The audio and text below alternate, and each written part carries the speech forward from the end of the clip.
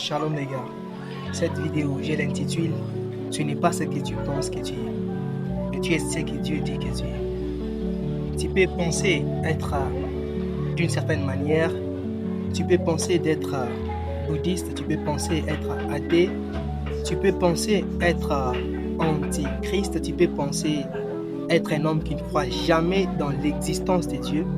Ce n'est pas une mauvaise chose, ce n'est pas un problème. Mais le problème n'est pas ce que tu penses que tu es. Le problème, c'est ce que Dieu dit que tu es.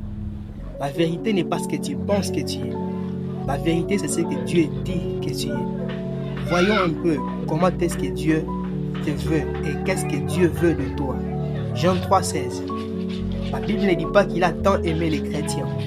La Bible ne dit pas qu'il a tant aimé une nation. Il a aimé le monde et il a envoyé son Fils unique. Et c'est dans le Fils unique que Dieu veut te voir. Dieu ne te voit plus selon ce que tu penses que tu es. La vérité n'est pas ce que tu penses que tu es. La vérité, c'est ce que Dieu dit que tu es. C'est vrai que le christianisme vous a éloigné, vous a dispersé en disant vous êtes des pécheurs, vous avez besoin de la repentance, abandonnez ceci, abandonnez cela, ce qui n'est pas une mauvaise chose, mais la vérité n'est pas ce que vous pensez que vous êtes. La vérité, c'est ce que Dieu pense que vous êtes. Voyons maintenant qu'est-ce que Dieu dit que vous êtes. Jean 15,3. Car vous êtes déjà purs par la parole que je vous ai annoncée. Colossiens 3,3. Car vous êtes morts et votre vie est cachée en Christ avec Dieu. Donc nous pensons vraiment que Dieu ne te voit pas selon tes pensées. Dieu ne te voit pas selon ce que tu penses que tu es. Il te voit par Christ. La question est celle-ci. Est-ce que si tu pouvais te voir de la même manière que Dieu te voit, tu aurais le salut?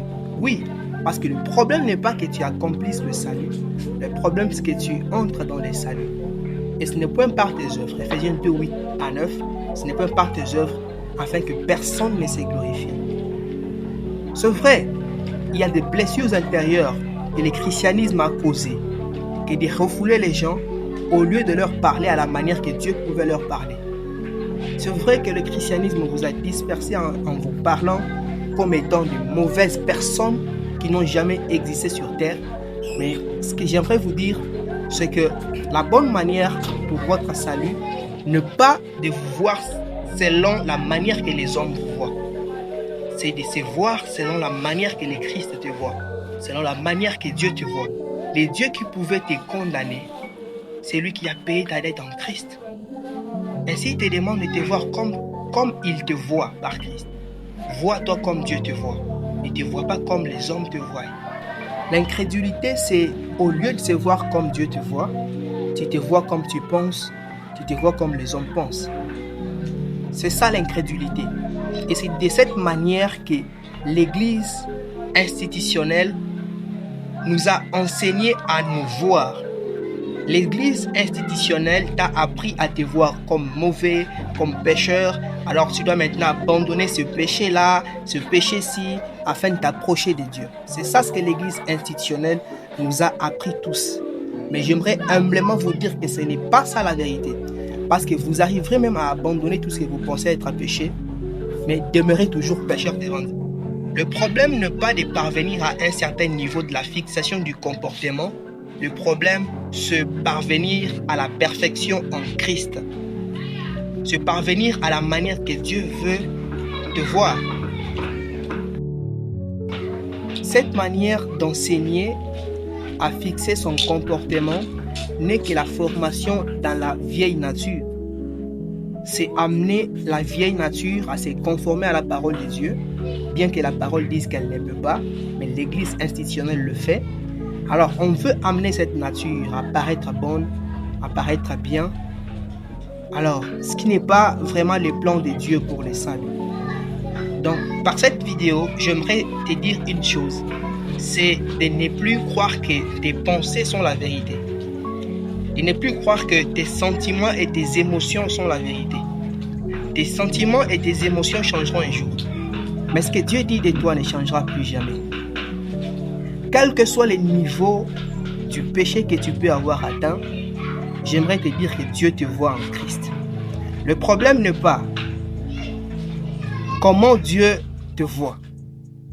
Le problème maintenant, c'est est-ce que tu crois qu'il te voit ainsi? Et sa volonté est que tu te vois de la manière qu'il te voit. Il n'est pas là en train de vouloir la perte de certaines personnes. Il est là pour toi. Vois-toi comme Dieu te voit. Vois-toi comme Dieu te voit. Il te voit pur, il te voit pardonné, il te voit justifié gratuitement. Gratuitement, ce n'est point par les œuvres, afin que personne ne se glorifie. C'est vrai qu'on t'a enseigné à payer le prix. C'est vrai qu'on t'a enseigné à te discipliner d'une certaine manière. C'est vrai qu'on t'a enseigné à vouloir paraître bon. C'est vrai qu'on t'a enseigné à se forcer à plaire à Dieu. Je n'ai rien du mal contre ça. Mais ce que j'aimerais affirmer maintenant, c'est que Dieu te voit en Christ et vois-toi comme Dieu te voit. C'est ça ton salut. Le Christ dit qu'il est le chemin, la vie et la vérité. Donc si lui est la vérité et qu'il dit qu'il a payé pour le péché, il a payé pour le péché de l'humanité, qui suis-je pour séparer certaines personnes de ce sacrifice qu'il a fait à la croix? Ce sacrifice n'est pas fait pour certaines personnes, il est fait pour toi qui m'entends maintenant. Il est fait pour toi qui te sens mauvais. Et la vérité, c'est que tes sentiments ne sont pas la vérité. La vérité, c'est la parole de Dieu. Que Dieu te bénisse.